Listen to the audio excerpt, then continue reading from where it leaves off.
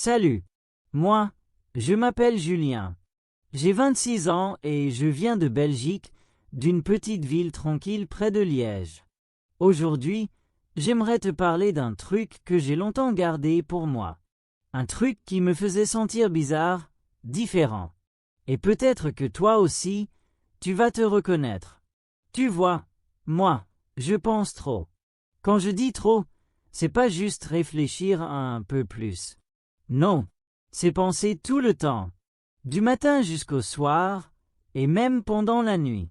Je pense à ce que j'ai dit, à ce que j'aurais pu dire, à ce que les autres pensent, à ce que je vais faire demain, à ce que j'ai fait hier. C'est comme si mon cerveau ne s'arrêtait jamais. Quand j'étais ado, je pensais que c'était normal. Je me disais, c'est juste que je suis quelqu'un de sérieux, quelqu'un qui réfléchit beaucoup, c'est bien, non. Mais avec le temps, j'ai compris que ce n'était pas toujours une bonne chose. Par exemple, après une conversation avec un ami, je repassais tout dans ma tête. Pourquoi il a souri comme ça? Est-ce qu'il s'est moqué de moi? Est-ce que j'ai dit une bêtise? Je rejouais la scène comme un film. Et ça, tous les jours. Pour des choses simples. Il y avait aussi les moments où je devais prendre une décision. Même pour choisir un plat au restaurant, je stressais. Et si je choisis ça, mais que je n'aime pas? Et si l'autre est meilleur? Et si je regrette? Résultat, je passais 15 minutes à lire le menu. Et j'étais encore plus stressé après. Je me suis souvent demandé, est-ce que les autres sont comme moi? Parce que, franchement, c'est épuisant. Tu veux juste vivre tranquillement, profiter, mais ton cerveau t'en empêche. Il te pousse à douter de tout, même des choses simples. Et tu te sens fatigué. Pas physiquement, mais dans ta tête. Un jour, j'ai parlé de ça à une amie proche, Élise. Elle m'a regardé, un peu étonnée, et elle m'a dit « Tu sais Julien, je crois que tu fais de l'overthinking. » Ce mot, je ne le connaissais pas vraiment. Mais quand elle me l'a expliqué, tout est devenu clair.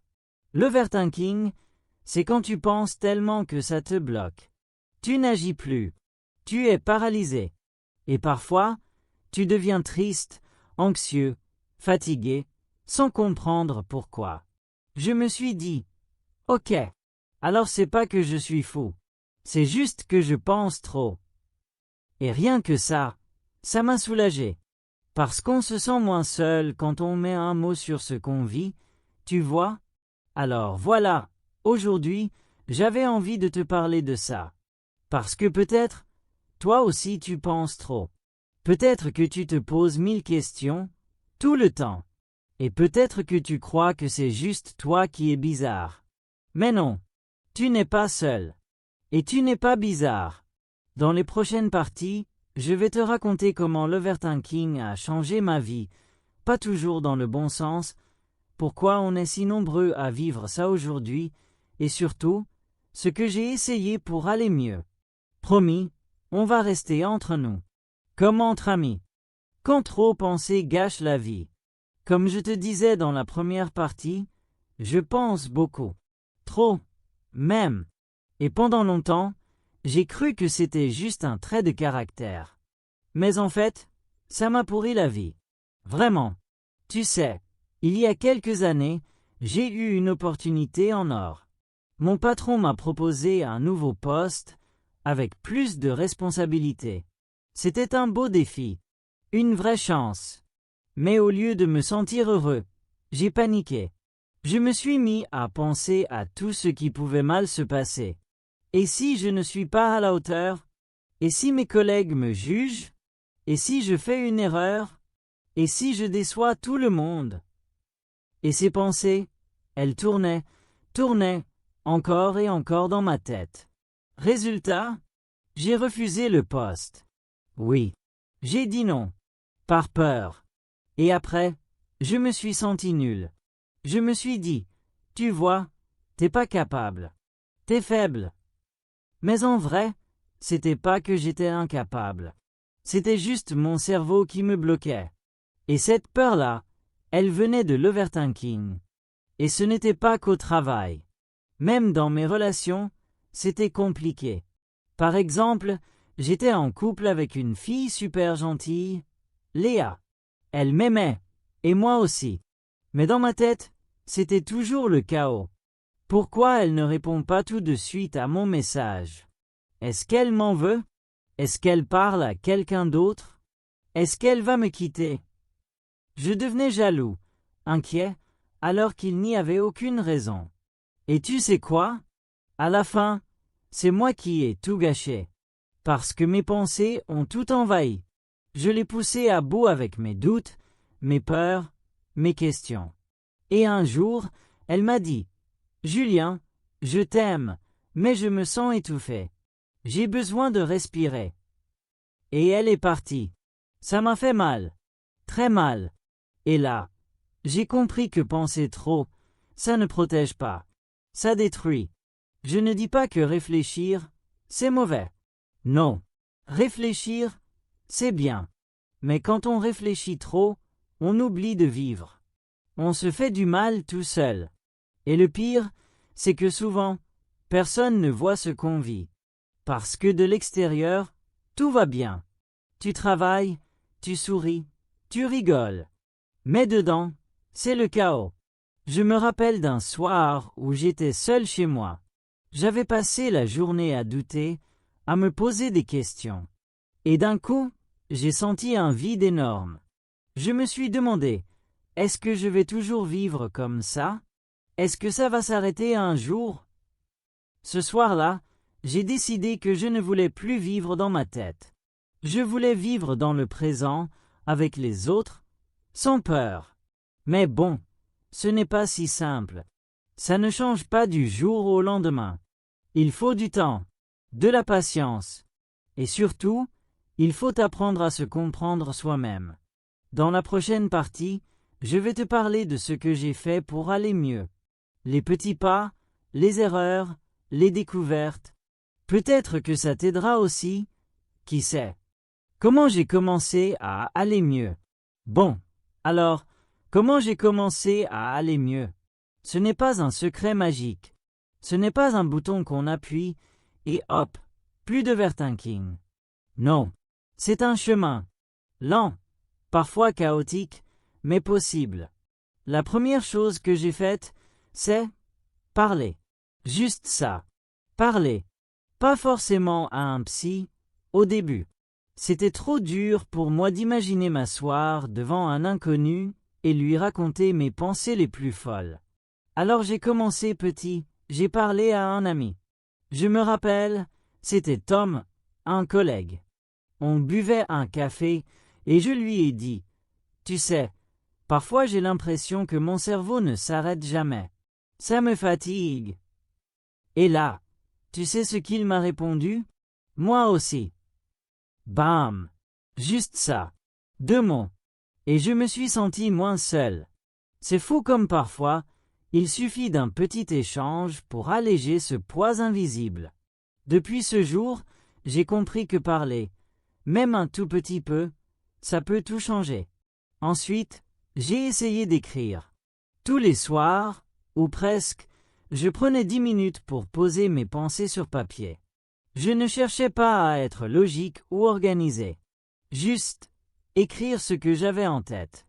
Parfois, c'était « Je suis fatigué. J'ai peur. J'ai peur de demain. Est-ce que j'ai bien fait aujourd'hui ?» Et parfois, j'ai ri avec mon collègue. J'ai aimé sentir le soleil sur mon visage. C'était comme une conversation avec moi-même. Et peu à peu, j'ai commencé à comprendre mes schémas. Puis, je me suis intéressé à la pleine conscience.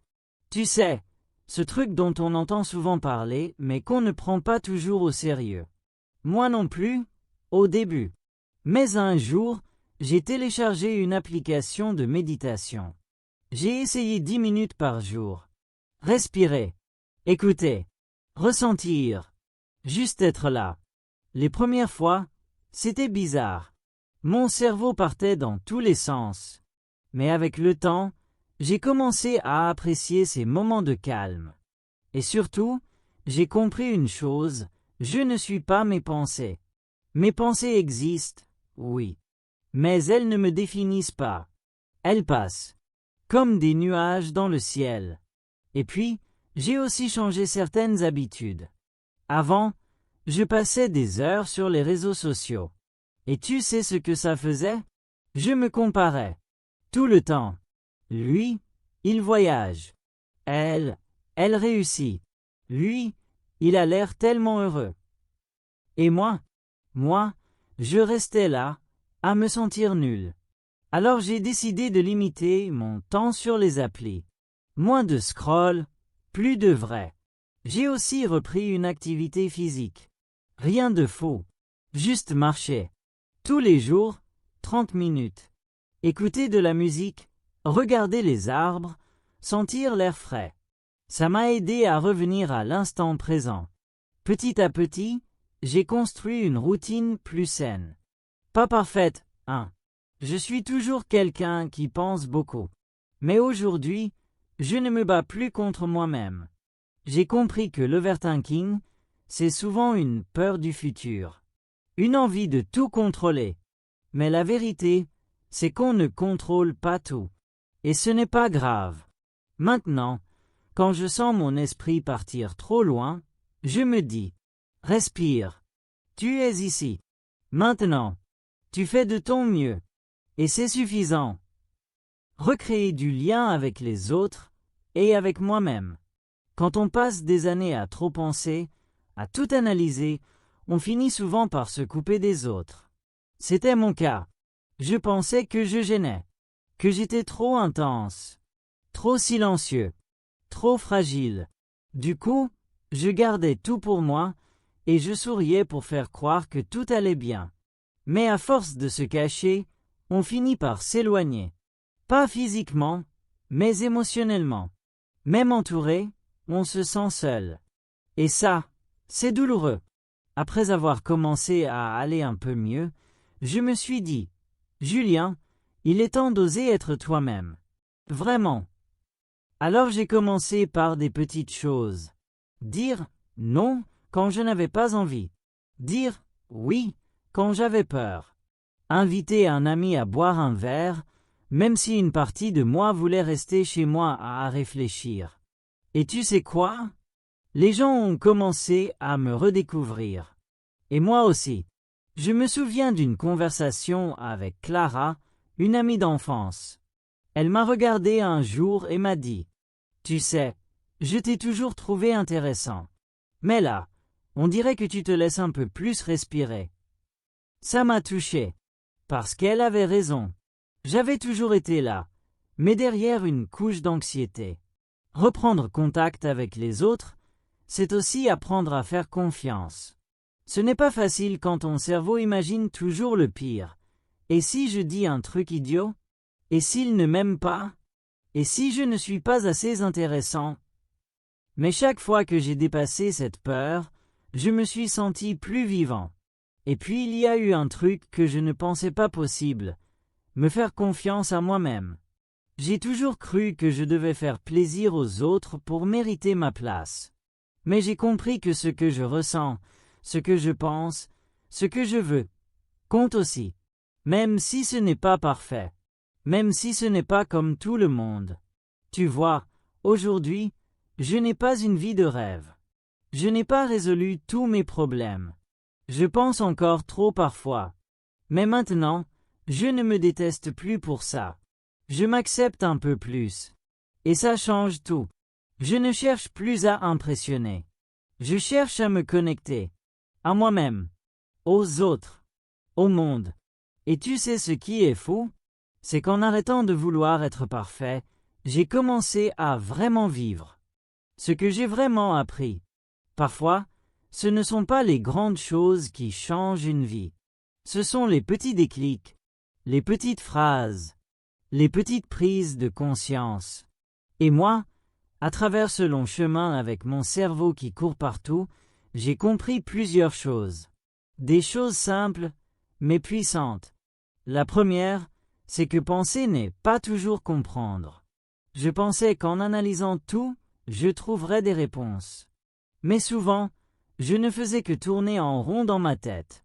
J'ai appris à faire la différence entre réfléchir pour avancer et penser pour me rassurer. Et tu sais quoi? On peut vivre sans avoir toutes les réponses. Et c'est ok. La deuxième chose, c'est que le silence n'est pas un ennemi.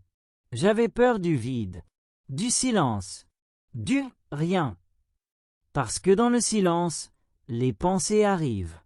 Mais aujourd'hui, j'arrive à me poser, à respirer, à juste être là, à écouter sans chercher à tout contrôler. Le silence, parfois, c'est la paix. Troisièmement, j'ai compris que je ne suis pas seul. On pense toujours qu'on est les seuls à galérer, que les autres ont tout compris. Mais quand j'ai commencé à parler, à me confier, j'ai vu que beaucoup de gens vivaient des choses similaires. Et ça, c'est libérateur. On se sent moins bizarre, moins cassé. Et puis, surtout, j'ai appris que je mérite d'aller bien, même si je ne suis pas parfait. Je n'ai pas besoin d'attendre que tout soit en ordre pour respirer, pour rire, pour aimer, pour me reposer. Même au milieu du bazar mental, on peut trouver des moments de lumière. Je me souviens d'un soir, assis sur un banc, seul, après une journée longue. Je regardais les gens passer. Je ne faisais rien de spécial. Mais je me suis senti bien, calme, présent.